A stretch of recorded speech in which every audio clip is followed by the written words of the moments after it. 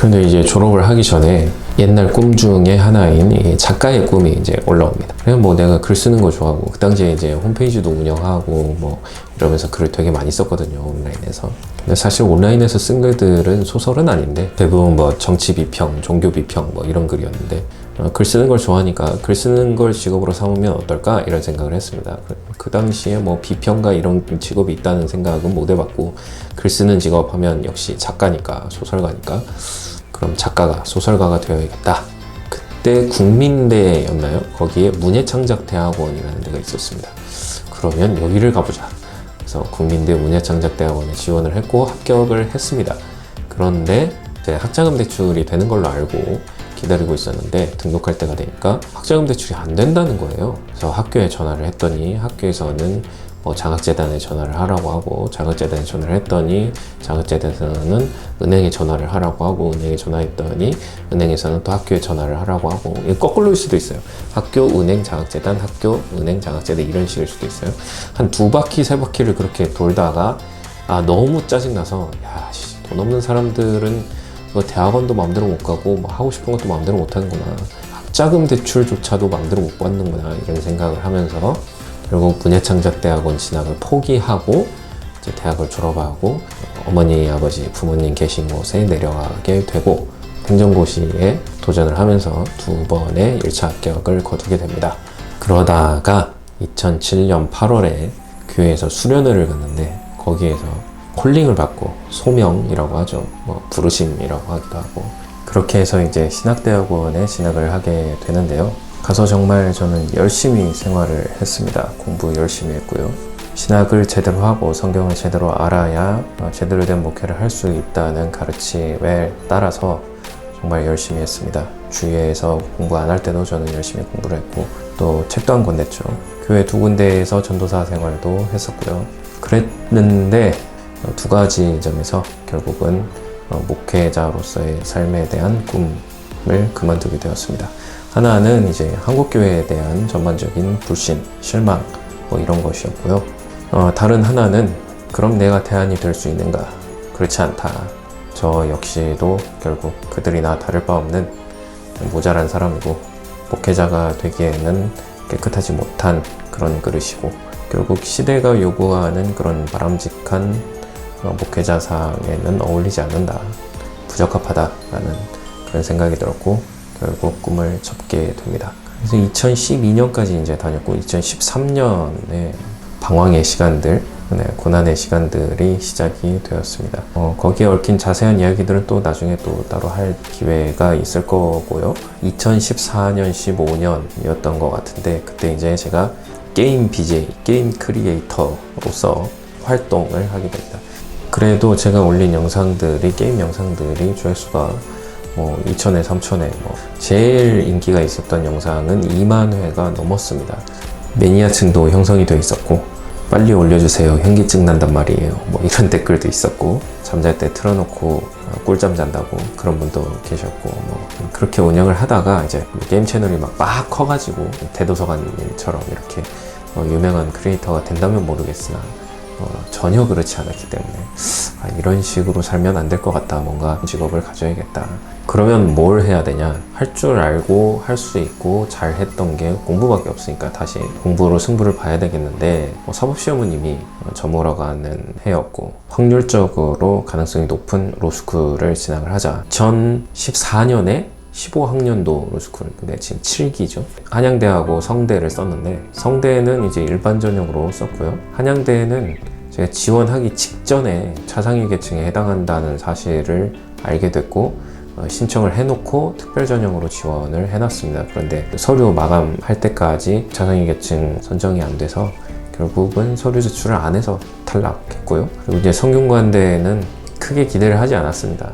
혹시나 하는 마음에 떠봤는데 역시나 탈락을 했죠. 그래서 이제 그 다음에 2015년에 2016학년도, 그러니까 8기 제가 들어간 교수죠. 그 입시를, 로스쿨 입시를 준비를 다시 했고, 가군의 인하대, 나군의 연세대를 썼습니다. 제가 모교니까요. 이번에는 당연히 둘 다 특별 전형을 썼고, 연세대는 경쟁률이 3대1 이하여는 노려볼 만하다라고 생각하고 썼는데, 경쟁률이 4대1 넘어가는 걸 보고는 가능성이 거의 제로에 가깝겠다. 왜냐면 연대 정도 되면 이미 일반 전형이나 특별 전형이나 그 성적 차이가 별로 안 나기 때문에, 그래서 역시 그 전 입시 때 한양대처럼 서류를 제출을 안 했습니다. 사실 원래 가군에 전남대를 쓸까 인하대를 쓸까 하다가 인하대를 썼고 합격을 했고 인하대 로스쿨에 진학을 하게 됐고 3년 동안 정말 제 인생 통틀어서 가장 열심히 공부를 해서 변호사 시험을 합격을 하게 됐고 연수를 마치고 개업을 해서 지금 변호사 활동을 하고 있죠.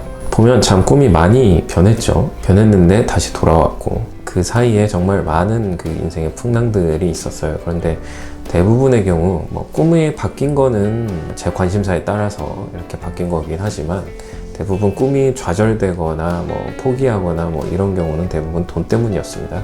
집안이 가난했고 빵빵하게 지원해 줄 만한 어떤 뭐 친구, 친척 뭐 등등 뭐 후원자도 없었고 결국은 없는 자원 속에서 빈곤 속에서 꿈을 키워야 했기 때문에 꿈을 쉽게 포기할 수밖에 없는 상황이 많았고 원하는 것과 다르게 좌절되는 경우가 많았고 물론 뭐 노력이 부족했다, 뭐 열정이 부족했다 이렇게 밀고 나가면 할 말은 없어요.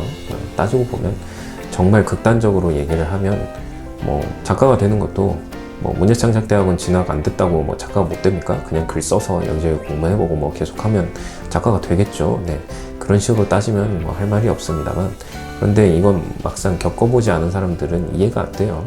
그죠? 돈이 없어 보지 않는 사람들은 이해를 못합니다. 꿈의 크기가 자동적으로 작아져요.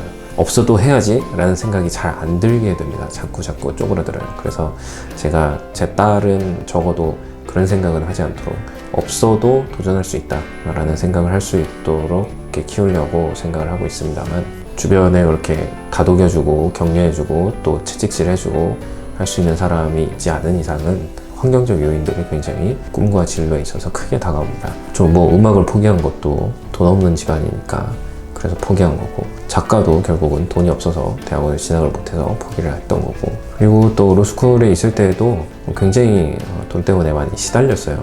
과연 내가 이 과정을 마칠 수 있을 것인가 3학년 때 휴학을 해야 되는 건 아닌가 1년 정도 그 시험을 마치고 나서도 내 의지와는 상관없이 돈을 벌기 위해서 취업을 해야 하는가 그리고 또 만약에 불합격할 경우에는 어떻게 해야 하는가 어디에 취업을 해서 돈을 벌어야 하는가 돈을 벌지 않을 수는 없었기 때문에 돈을 벌면서 공부를 할 수 있는가 돈을 벌면서 공부를 해서 두 번째 시험을 합격을 할 수 있는가 이런 온갖 고민들에 시달리면서 살아왔는데 그래서 저는 그런 말을 믿지 않습니다. 간절히 원하면 뭐 온 우주가 뭐 도와준다 뭐 이루어진다 뭐 간절히 원하면 다 도망가던데요.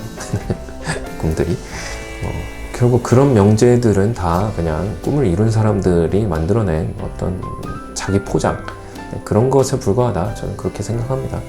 간절히 원하고 원하지 않고와는 상관이 없어요. 꿈이 이루어지고 안 이루어지고는. 하지만 내가 꿈을 가지고 있다면 간절히 원하는 건 중요하겠죠. 그리고 그 원하는 만큼 준비해가는 것도 중요할 거고요. 배가 자꾸 꼬르륵거리는데 여건이 받쳐줘야 돼요. 길이 열려야 되고 문이 열려야 되고 로스쿨 다닐 때도 말씀드렸다시피 저는 물러설 곳이 없었기 때문에 굉장히 간절했습니다. 매일매일 고민했고 매일매일 갈등했고 매일매일 마음이 편한 날이 없었어요. 물론 뭐 제가 로스쿨 생활하면서 항상 웃으면서 다녔기 때문에 같이 공부한 친구들, 동기들은 저 형은, 저 오빠는, 쟤는, 저 친구는 참 밝아 뭐 이렇게 생각을 했겠지만 참 잘 웃는다 이렇게 생각을 했겠지만 혼자 있는 시간에는 정말 온갖 스트레스와 재정적 압박에 시달리면서 살았습니다. 꿈을 포기해야 되는지 포기할 수가 없는데 포기해야 되는지 그런데 변호사 시험을 앞두고 이제 그 생각을 바꿨습니다. 만약에 하나님께서 내가 변호사가 되어야 된다라고 생각하신다면 반드시 한 번에 합격할 것이다. 그 생각은 그 전부터 종종 해왔는데 그 재정적 압박이 너무 현실적으로 눈앞에 크게 다가오니까 부침이 좀 있었거든요. 그런 생각을 했다가 그런 생각이 없어졌다가 그런 생각을 했다가 그런 생각이 없어졌다가 그랬는데 마지막에 가서는 결국 평정심을 찾았다고 해야겠죠. 그러니까 내가 되어야 될 사람이면 될 거다. 더 이상 물러설 곳이 없는데 여기서 떨어뜨리지 않으실 거다. 그래서 편한 마음이라고 하지는 못하겠지만 간절한 마음으로 시험 보지 않고 그냥 맡기는 마음으로 하늘의 뜻이라고 하죠. 보통은 하늘의 뜻에 맡긴다고. 저는 이제 주님의 뜻에 맡기는 마음으로 그렇게 시험을 치렀고 다행스럽게도 합격을 하게 돼서 지금 변호사 활동을 하고 있죠. 글쎄요, 뭐 주제를 이렇게 제 꿈과 진로의 변천사에 대해서 말씀을 드렸는데 이 영상을 보신 분들에게 도움이 될지 안 될지 모르겠습니다. 말 그대로 그냥 신변 잡담이니까요. 그냥 그렇다 하고 말씀을 드리는 거고요. 혹시라도 관련돼서 궁금한 점이나 자신의 이야기가 하고 싶은 분들이 계시다면 댓글을 달아주시면 제 생각을 답글로 달아드리도록 하겠습니다. 얼마 전에 저희 구독자 한 분이 재정적인 문제 때문에 꿈을 접어야 하는지 고민이다 이런 말씀을 하셨던 기억이 나는데 이 영상이 정확한 답변은 되어드리진 못하겠지만 저도 그런 경험, 고민들을 하면서 살아왔다는 점, 충분히 그런 고민들 이해하고 공감한다는 점 말씀드리고 싶고요. 힘내셨으면 좋겠습니다. 환경적 요인 때문에 꿈을 접어야 하나 고민하는 여러 시청자분들, 그리고 지금도 꿈을 향해 열심히 달려가는 모든 시청자분들, 구독자분들 응원하고요. 힘내셨으면 좋겠습니다. 제가 빨리 성공해서, 언제 성공할지 모르겠지만 빨리 성공해서 또 그런 분들 도와드릴 수 있는 날이, 실질적으로도 도와드릴 수 있는 날이 왔으면 좋겠네요. 아무튼 이렇게 오늘 영상은 마치도록 하고요. 저는 또 다음 영상에서 찾아뵙도록 하겠습니다. 감사합니다.